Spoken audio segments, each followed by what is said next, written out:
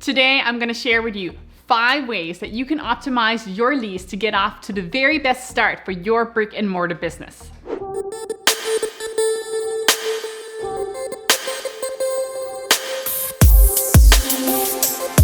My name is Winnie Standish, and I have built my business utilizing hard work and dedication. Let's dive into the 5 ways that you are going to optimize your lease. And if you stay till the very end, I'm going to give you some extra bonus tips. Number 1, let's talk about your build-out allowance. What do I mean by that? Well, did you know that you have the ability to negotiate a leasehold improvement budget from the landlord, depending on how many years you're planning on renting the space for? For example, if you sign a lease for 5 years, the landlord may be willing to give you a leasehold improvement budget in the amount of 1 year's worth of lease. If you're renting a space for 5 years and your annual cost is $20,000 per year, you should be able to negotiate $20,000 worth for your leasehold improvement budget. Just remember, you can usually only negotiate a leasehold improvement budget if you sign a lease for a minimum of 5 years. And if you sign an even longer term, you might be able to get even more in this leasehold improvement budget. This will set you up for a successful start and help you balance your startup budget. Number 2, let's talk about the lease term. As you just learned, there can be benefits to having a longer term for your lease. But you might have the type of business that does not need a lot of leasehold improvements. And if that's the case, there can be a benefit to having a shorter lease term.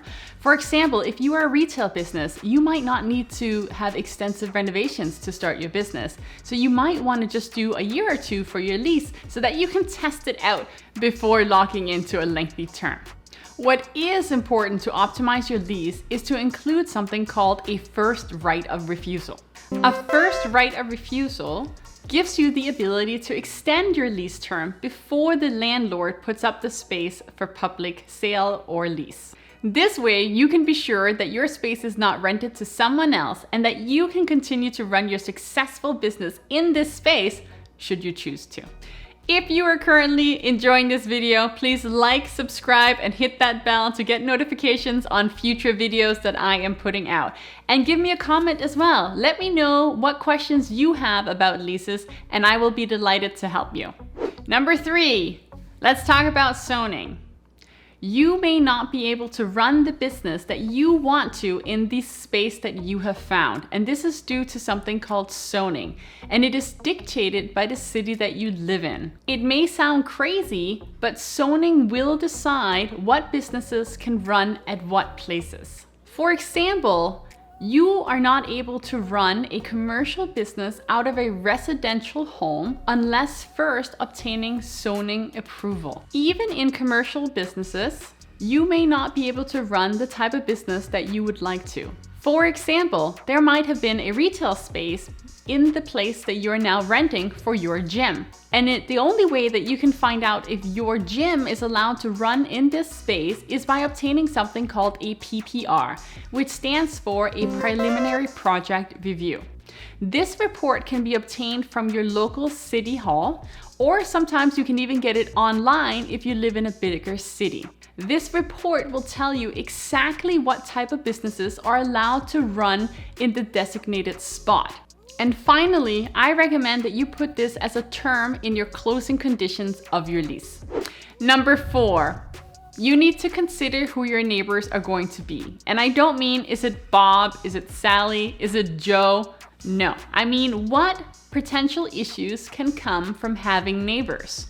Many commercial spaces have tenants living above them, and some are even centered near neighbors that can be affected by your business.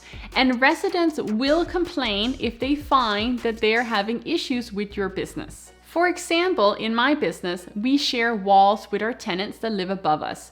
And even the smallest sound from the bass playing in our studio will travel all the way up to the 3rd floor and affect them.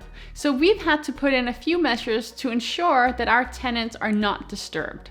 For example, we had to add some sound insulation to the ceiling to ensure that the bass wouldn't travel. And we've also had to ensure that music isn't played after certain hours so that we're respectful of when our tenants are at home at night. So if you are going to be running a gym or a studio that's going to have really loud music, you really want to make sure that this space is the perfect space for your business so that you don't run into issues. One way you can do that is by bringing some music to the studio and testing it out fully. But you do want to make it a condition of the lease that you have the ability to test out these things before signing so that you can be sure that your neighbors are happy and you're happy with the level of music that you can play in this space. And lastly, go and introduce yourself to the neighbors. Be a good neighbor. Offer your assistance and your phone number to them so that they will be contacting you before making complaints.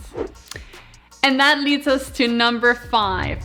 Let's talk a little bit about the mechanicals of your new space. In most buildings, it is required to now have something called an HVAC system. An HVAC system stands for heating, ventilation, and air conditioning, and is an air return system to ensure that clients have optimal air, and your staff as well, and yourself, in the space. These systems can be extremely costly, both to put in, to maintain, and repair.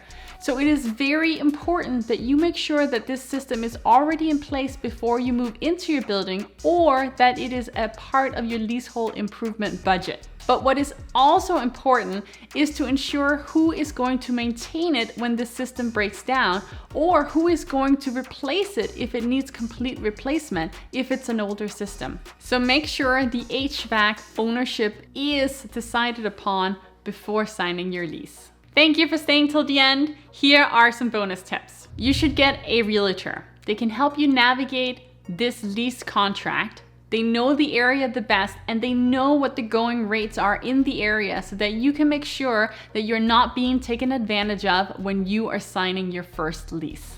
And finally, you should get legal counsel. I'm not a lawyer, you're not a lawyer. So make sure that you reach out to an actual real estate lawyer who can look through the full contract before you sign the lease. Thank you so much for watching. I hope you enjoyed this episode. Don't forget to comment below and tell me what questions you have about starting a new lease.